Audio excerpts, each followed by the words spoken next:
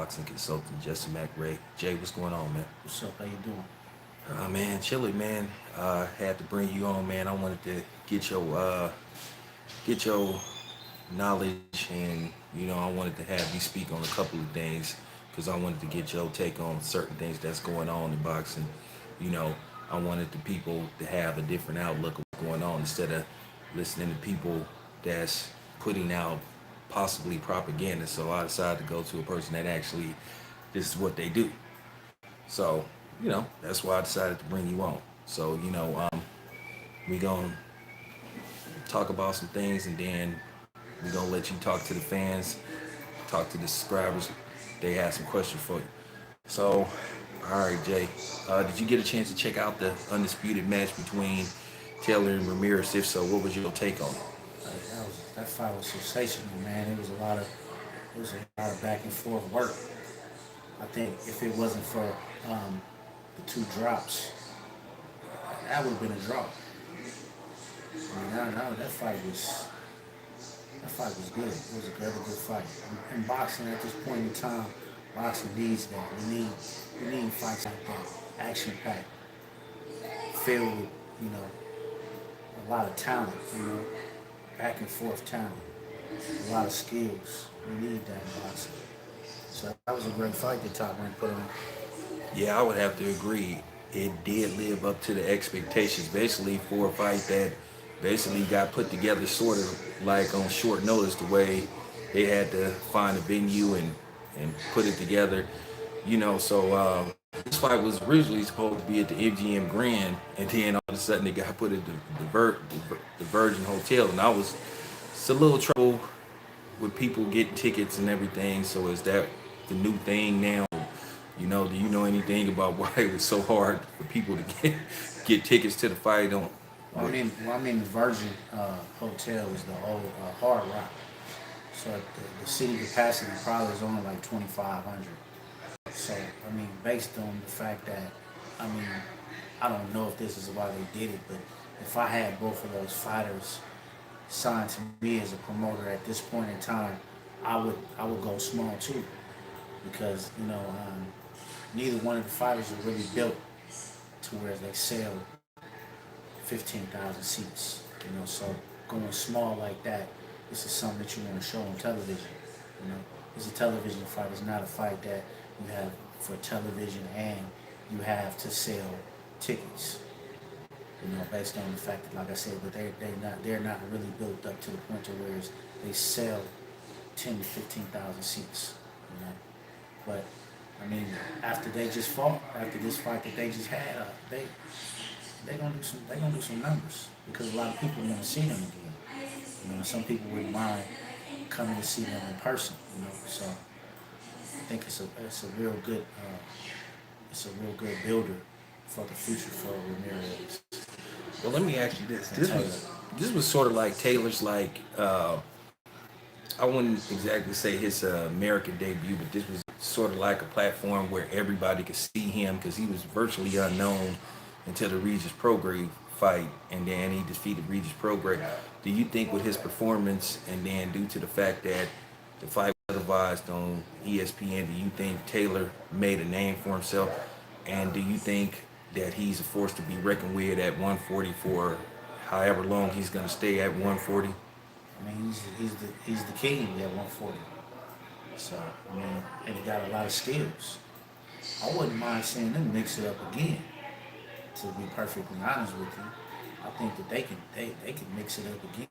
You can get another fight out of this because, like I said, it was so close. And if it wasn't for the drops, me personally, I would have scored it a draw. You look at both of the guys' faces after the fight. They both had, you could tell they both were in a brawl.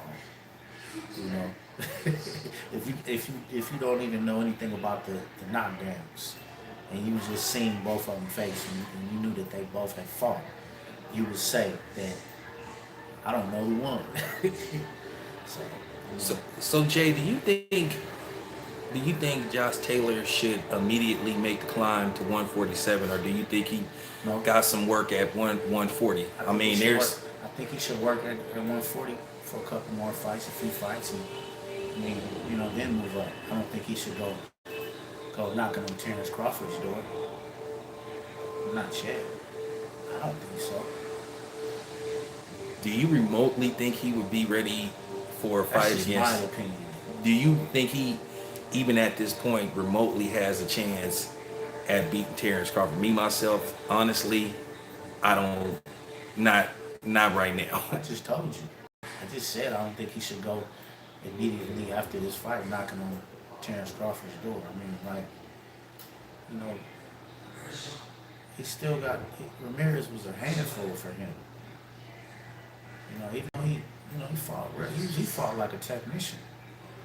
He dropped him with uppercuts, with one uppercut. But he nice. But I just I don't think he want those Terrence Crawford problems right now. You know what I'm saying? Yeah, I think because sometimes you have to grow into the weight. You can't just immediately move up and think that you're going to challenge, a king. You forgot Terrence Crawford was a unified world champion at 140. He cleaned that whole division out first. So I would say if he's going to move up, he should take a couple fights at 147, and then we could assess his skills and see whether or not he can tote that power up from 140 to 147. Okay, I'm glad you brought that up. Okay, so let's talk about 140 now, since he's at 140. Okay, there's Teofimo, then there's the possibility of Davis, depending on Hold on, there's Teofimo what? Teofimo Lopez. I've heard his name But attached. you're talking the same thing that I just said. Teofimo is the king of 135. Why would he just immediately go up and challenge the king of the 140? That's 5 more pounds. You have to really understand and know that you could tote that power up to the next weight class. So you just don't go jump out there like that. You go test and see and fight some durable opponents, some solid, 140 pounders before you get to talking about fighting the king of 140. That makes sense. Yeah, it don't seem like nothing seem to make sense anymore because we got former pound-for-pound kings, arguably the greatest that ever laced up the gloves, fighting YouTubers, in Miami and paying them possibly $20 million. I just wanted to get your honest opinion on this whole Floyd Logan Paul thing. I wanted to get an honest perspective from somebody that's going to give me an honest answer. So what do you think of this? Being honest, being brutally honest, there's a lot of fighters that, for boxing, boxing is, it's about amateur, what you do as an amateur. Typically, the amateur fighters that become world champions that we know, they have over 100 amateur fights. So the amateur process is the Pop Warner, is the high school, the college. So those 100 amateur fights consist of what football players and basketball players do in terms of putting in that work for years though. 8 to 10 years worth of work before they turn pro. So to have someone come in that just getting YouTube hits, and obviously those YouTube hits have transferred into monies, I really don't feel it's fair because, like I said, it's a lot of guys that have 50 amateur fights. There's a lot of guys that got 25 amateur fights. There's a lot of guys that have 70 amateur fights. That will never make the type of monies that these guys are making. So I think that the athletic commission should put a cap on those types of things instead of sanctioning it and approving it. So no, I really don't agree with that. I really don't respect that. Just want to be honest, because it's a whole lot of fighters out here that put in work. That, like I said, that make $800 their first fight after turning pro. That make $1,200 after turning pro. Some of them have to go to Mexico and pay opponents for opponents. So that means they might not make anything. You know what I'm saying? Just to build their record up. So nah, I don't respect it. It's too gimmicky. You know, we have to take the game and the gimmicks out of boxing and keep it real and keep it solid. And you know, somebody at the top needs to make sure that it is done like that. You know? So that's my opinion. Yeah. Do you think people like him should even be labeled a professional fighter? Because I mean, I think it's a difference between calling yourself a prize fighter and then being a celebrity boxer. I mean, at the end of the day, like you just said, this dude is 0-1 as a professional, as a so-called professional fighter, and the dude that he fought wasn't even a professional fighter. I mean, do you think to a certain degree people is really gonna buy into this? I mean, Floyd has already did this with Conor McGregor, and we saw the outcome. And So I so let me speak to that. Let me use the Conor McGregor fight and Floyd Mayweather fight. If you look at that fight, if you know boxing, Floyd carried him. See, Floyd has almost 100 amateur fights and he has international fights. He had almost 100 amateur fights. He has international fights to go along with that. He has national titles to go along with that. He also did he have a bronze medal? He yes. had a bronze medal to go along with that. Plus he had 40 something plus fights to go along with that. So all his 20 plus years of boxing, it takes as an amateur things that you learn in the ring as an amateur to turn pro. You know, it's things in that ring that you learn, and somebody that just see it can't just do it. MMA, they don't have an amateur process that they go through. They might train for 3 months. That's why they can't win in boxing, because boxing is harder.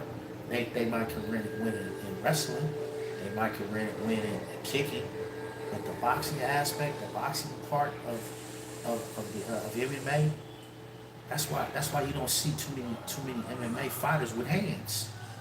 You know what I'm saying? Because it takes years, it takes time, and it takes a whole lot of intelligence and a whole lot of things that you do repetitiously.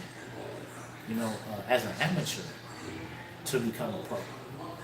So, I mean, like, this shit need to stop. Yeah, I agree.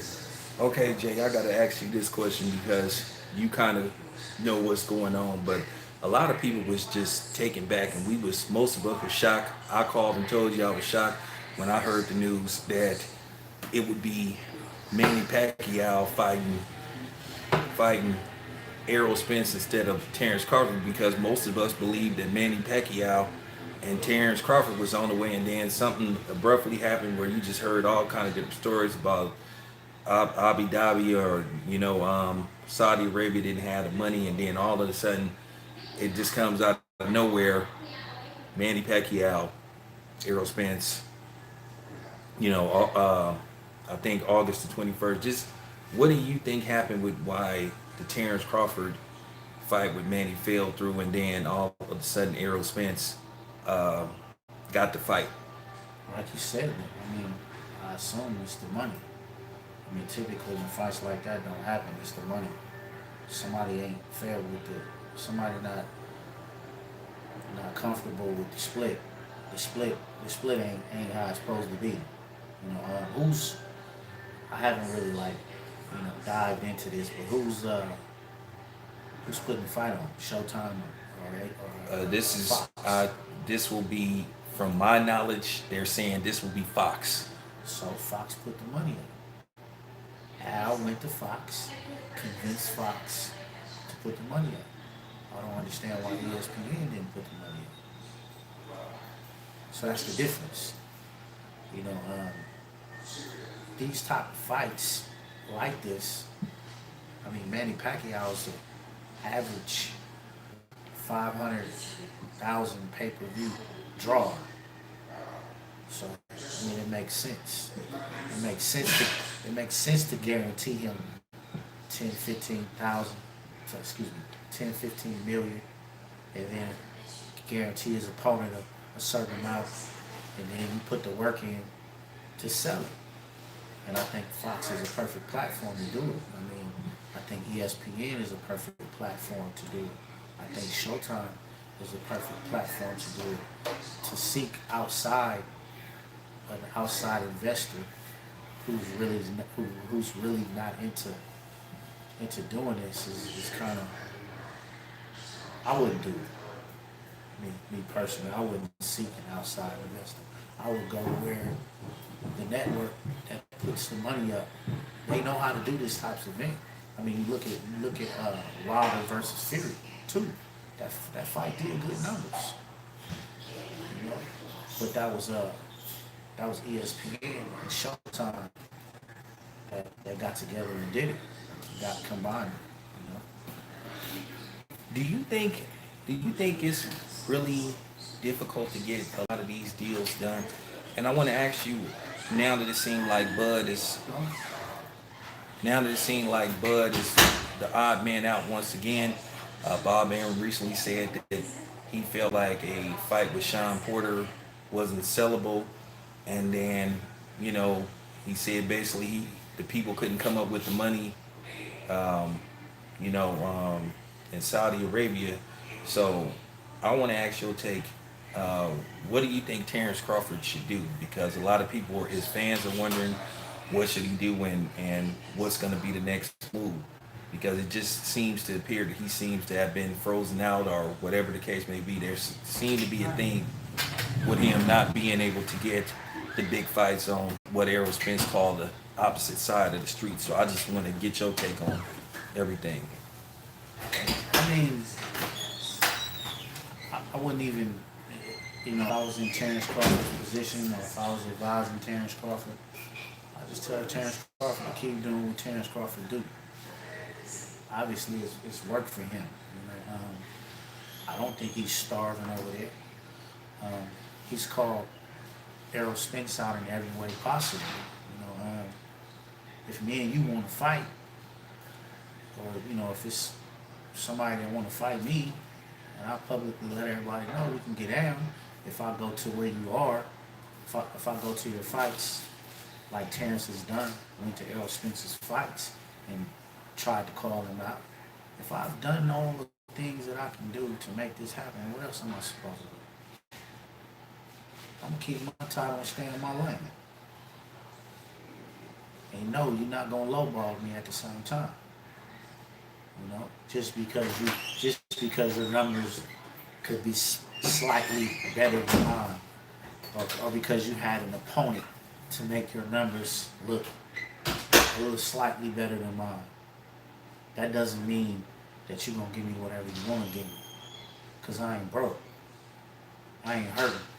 So, I mean, and at the same time, Terrence Crawford doesn't need an Errol Spence fight to define his career. It's already been defined. He's already a Hall of Famer. He's already a world champion. You know, multi-time world champion. You know, so I mean, if you think about it, when those boxers like Terrence Crawford put in almost 90 amateur fights and had national title, national exposure, and was in the Olympic trials out there, if I'm not mistaken. So he's putting that work. So him going through that amateur process to get to where he is now, to becoming a multi-division world champion, he's accomplished everything he's accomplished. And on top of that, he's probably made the money. You know what I'm saying?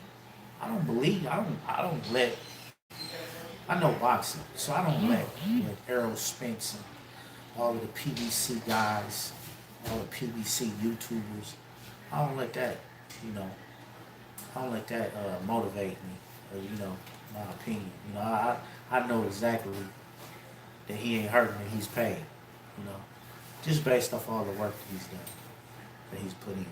You ain't fighting on ESPN, ain't getting nothing. You know what I'm saying? So.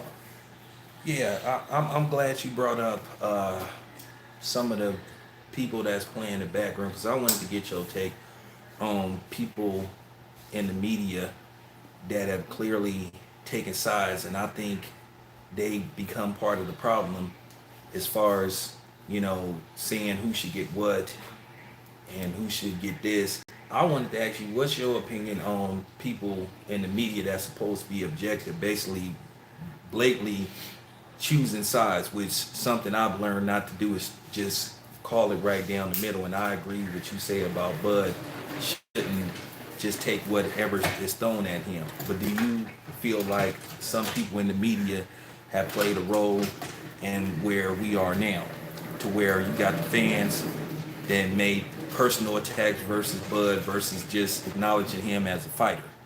So do you want to speak on that? I mean, I just feel like people that choose sides, there's nothing wrong with saying who you think will person will win, and you giving your personal opinion and pick. You know,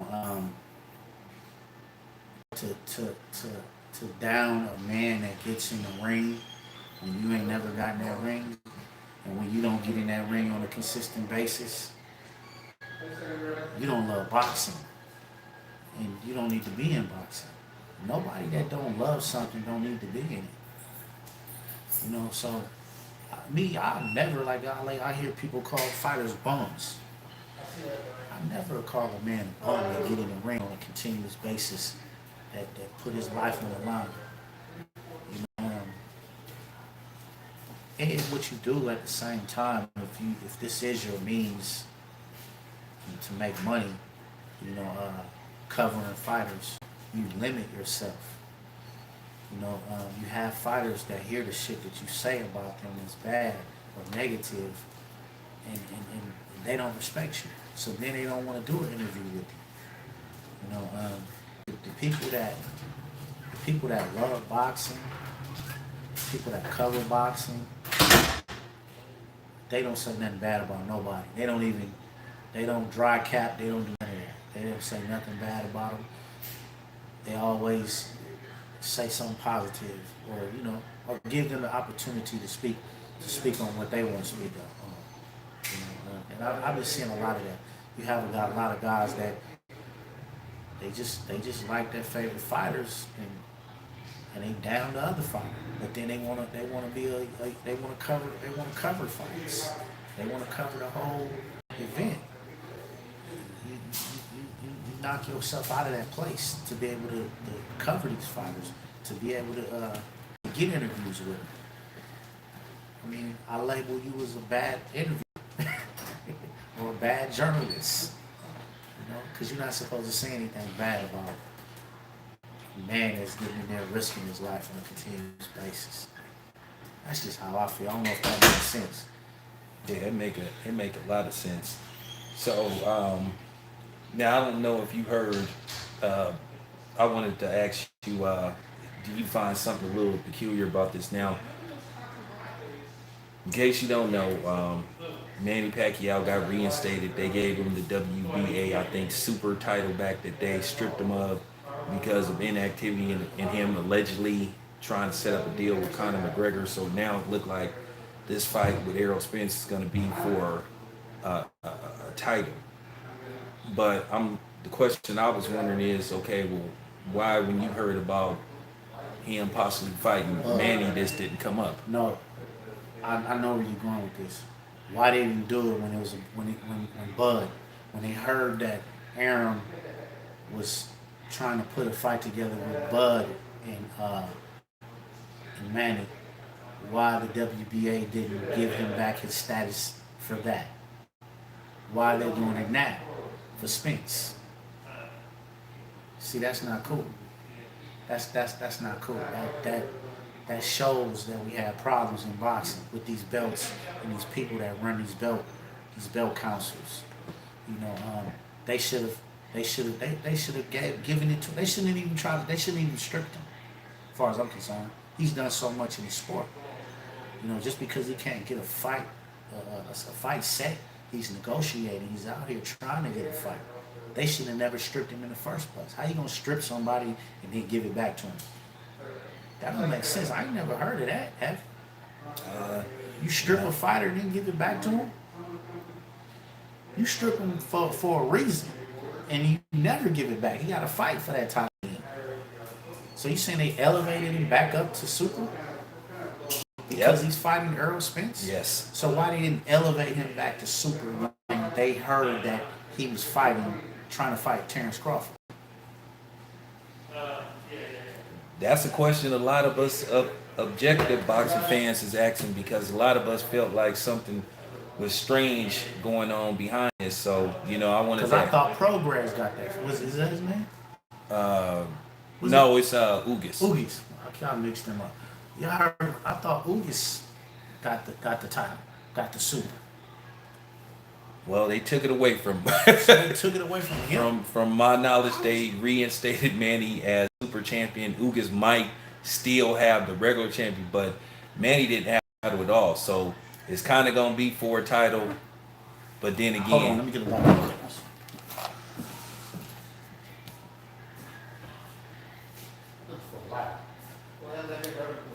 all right, you guys. So he'll be back. We chilling at the smoke shop. It's in Pittsburgh, California.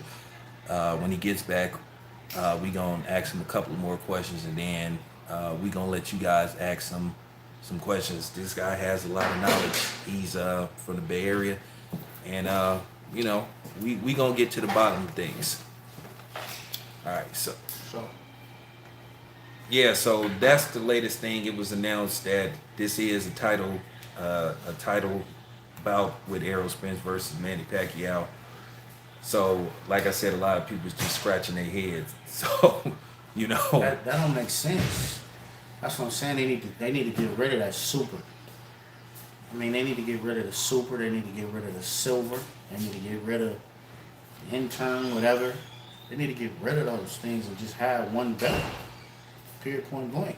It was always the other belts that elevated you. The recognition belts, the IBF, and those belts. I don't even hear about those belts anymore. Those are the belts that you get in ranked. You shouldn't. It should just be one champ. Other than that, you have problems. okay, so let me ask you this. We gonna move on. Who wins Errol Spence versus Manny Pacquiao? This will be a good fight. I mean, I haven't seen that much of Errol Spence to really assess, him in big fights. I haven't seen that much of him. I don't know. This will be a good fight because Manny can punch, and that's something that a true puncher. That's something that you just can't create. That's just something that you naturally given, and by God, that's what you naturally gifted as a puncher. You can't create a puncher. So I don't know. I mean, I don't know what. It's gonna be a good fight though. Oh. It may be a knockdown. Manny may knock him down. But I don't know. You got age and the youth aspect to take into account. So it's gonna be interesting. I want to watch it. I think I want to watch that at home now. Okay. All right. So we got a fight coming up this Saturday. A guy that you're very familiar with, which is Devin Haney. Give us your take on Devin Haney versus Jorge Linares. Give us your take on the fight and the outcome. I don't know much about Linares, but I just know I know Devin Haney could pop. He could box, not pop. He could box. He's a great boxer. So I don't see. I see Devin Haney controlling that fight and getting a unanimous decision with his boxing ability. Do you think he needs to? Do you think he needs to stop him to make more of an impression for just the overall casual boxing fan in general? Because sometimes people don't appreciate skills. Some people think everybody's supposed to be like Triple G, go in there, knock a guy out.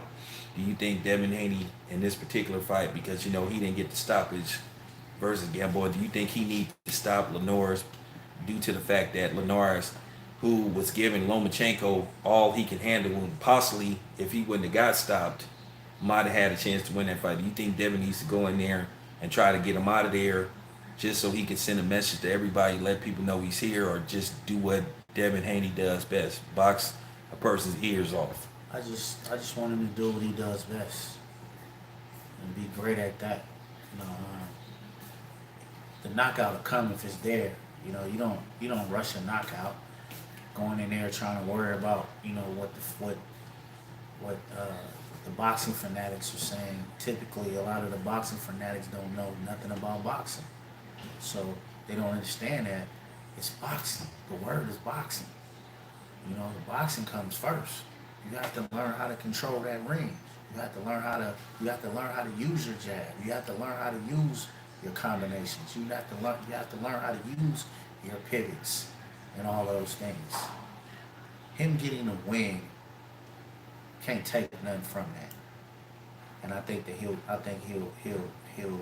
rank unanimous with using his boxing ability.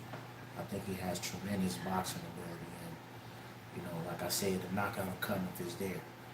If it ain't, it ain't. He's still gonna win. So All right, Jay. So it's been announced, even though it was a whole bunch of speculation about another fight jumping off, but it appears Deontay Wilder Tyson Fury 3 set for July 24th at the Raiders Stadium. Just give us your take on the fight. We gonna leave the whole glove gate stuff out the way. Just give us your honest opinion and assessment of that fight. Just break it down. I mean, What Wilder I watched needs to both do. fights. I was at Wilder won Fury, and with that, I watched Fury, and I seen Fury has tremendous boxing ability. However, if you watch that first fight and you watch his previous fights, he threw punches standing up. He didn't put the bend. How you doing? All right. He didn't put the bend in the legs to get the power behind the punches.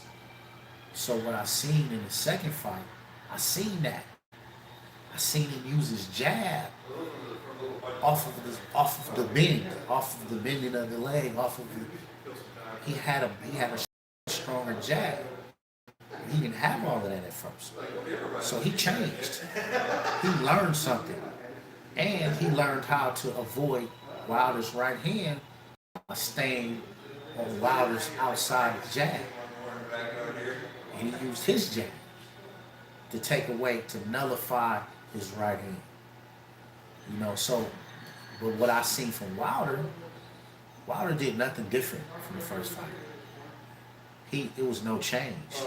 So hopefully this, what was it, a year or something? Oh man, this has been what, eight? What, this 16 months, 18 16 months? It'll be 18 months. months. So hopefully Wilder has went back to the basics, and he really needs the basics implemented in his regimen, in his training, because he abandoned the jab. He just, and Wilder used to use his jab coming up. I think if he adds that back in, he'll be able to get that right hand off. However, Fury's confidence has risen tremendously after what he did to him. You got to figure the first fight he dropped Fury twice, almost knocked him out. So Fury came back from that. So it just shows me who was a professional in training, who learned in training, who actually went back and assessed that first fight. Hopefully Fury don't get over cocky and think he just gonna dog Wilder. And hopefully Wilder went back to the basics, of using the jab and setting up that right hand with the jab. That's a great But assessment. I got Fury. I got Fury to win. A lot of people don't understand that when you make mistakes during training, it becomes you. Prime example. I'm gonna give you an example. Did you watch Jermaine Taylor Pavlik fight? Of course. Watching Jermaine Taylor, he used to throw his jab and he would posture after he throw his jab. He would posture back, pose, not posture. He would throw his jab and pose after. But he had a tremendous right hand. So he dropped Fury, he dropped Pavlik with that right hand. But as I watched that fight, I seen the right hand over the top the whole time for Pavlik. Because Wilder, Jermaine Taylor would throw that jab and pose afterwards. And Pavlik tailed it. You know what tailed mean, right? Yeah. He tailed that jab right back with a right hand and knocked Jermaine Taylor out. Yeah.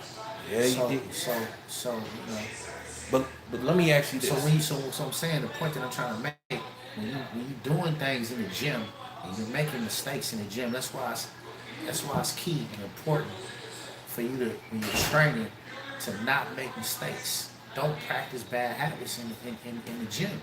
Because if you practice bad habits in the gym, if you practice bad habits in training camp, that becomes you fight day. And a great fighter that know how to make adjustments will catch that, will see that, because that's what they're looking for. And that's what I say. That's what I say. These two fighters, Pavlik and Jermaine Taylor, a whole bunch of amateur background, a whole lot of amateur fights that were world champions.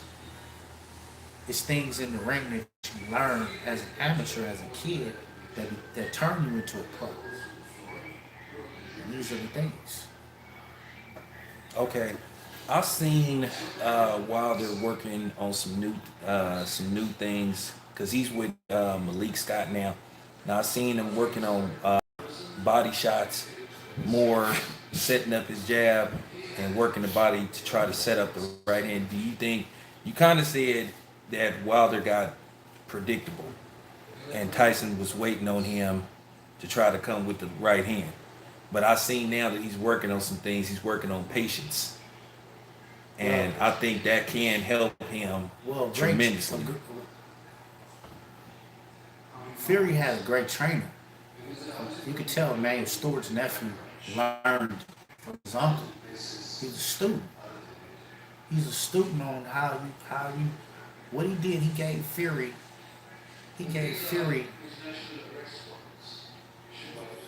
the beginning stages of boxing, what you learned in the beginning. He taught him balance. Fury had balance. See, having the leg bent is balance. Usually, that's what you learn first. You learn your balance first in boxing. You learn how to throw a jab correctly in boxing when you first learn how to box. So these are the things that you could tell they went back to, and they practiced on those things. Whereas Wilder, he abandoned it, and I don't understand because Breland, that's really what he was. Breland wasn't even really a powerful puncher, was he? He was a boxer, and typically boxers use the jab to set up everything. They use movement to set up everything. Wilder didn't have none of that. He just wanted to get off the right hand. And Ortiz even exposed that. 2 fights. So I think that if he goes back to the basics, there's nothing wrong with going back to the basics. Go back to the basics, and hopefully he's been doing that the whole time. And he's gonna need those body shots to slow Fury down. So if that's something that he's adding to his repertoire, that's good. But he gotta have that jab. That jab need to be fire. That jab need to be fast in order to nullify Fury's. You know what I'm saying? Because Fury gonna use his. He's gonna dispense his. And Wilder has to be able to come right back with 2. You know what I'm saying? Yeah. So it's gonna be interesting. It's gonna be another fight I'll probably watch at home. Yeah, I plan on being there. Okay, so I might be there. So I don't know if you heard, this has been circling for the last couple of months. All right, so Andre Ward, a guy you very familiar with, there's been rumors tying him to a possible showdown with Canelo. Virgil Hunter spoke on it. and you briefly heard Dre kind of hint that he's interested. And Tim Bradley flat out said, "Hey, nobody beats Canelo right now except Andre Ward." Now, and I want to ask you, what if Andre Ward decides to come out of retirement and entertain the thought of fighting Canelo? Do you think Dre should do it? I'm just more concerned with the inactivity. How long has it been? How long has 4 years. yeah, that's a lot of ring rust. Um, I think Ward will get the job done because he has a high boxing IQ, and he's a bigger man. That's another thing. Um, he might stop. He might stop Canelo. And Drew Ward is not a he's not a knockout puncher, but I think he may stop him because he has Andre has a whole lot of amateur background. You know, he knows how to make up in areas that he's deficient in. You know, the power punching department, he's deficient in that. But he knows how to bring that up. He knows how to bring that. He knows how to use other things to that'll supersede just the power punching. So his boxing ability, his positioning himself to whereas you don't catch him with your power shot. So he takes that away because he did that with what's the boy name he fought? Kovalov. He did that with Kovalov. The first fight, you know, Kovalov dropped him with the right hand. So Andre started going in a different direction, away from the right hand. Took it away. Then found out, oh, he don't like body shots. So I'm gonna exploit that. So he knows how to do certain things. Like I said, he knows those amateur fights that he has had, you know, gave him the ability to do that. You know, because he knows what he knows what to look for. So I think Andre will do well with that fight if it happens. Well, let me ask you this, Jay. I mean, Canelo did say he wasn't going to go back up to 175.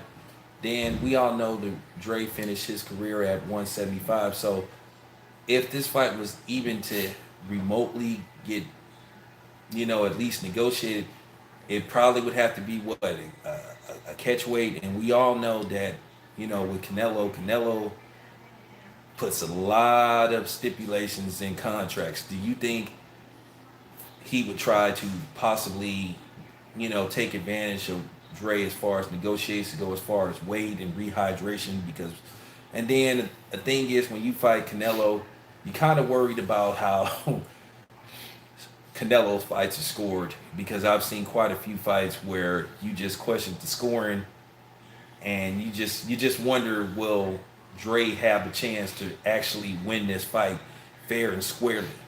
And that's what I'm worried about. So I just wanted to get your take on that. I mean, it's only so much. It's only so much you can cheat. I mean, you really can't cheat too much publicly. You know, so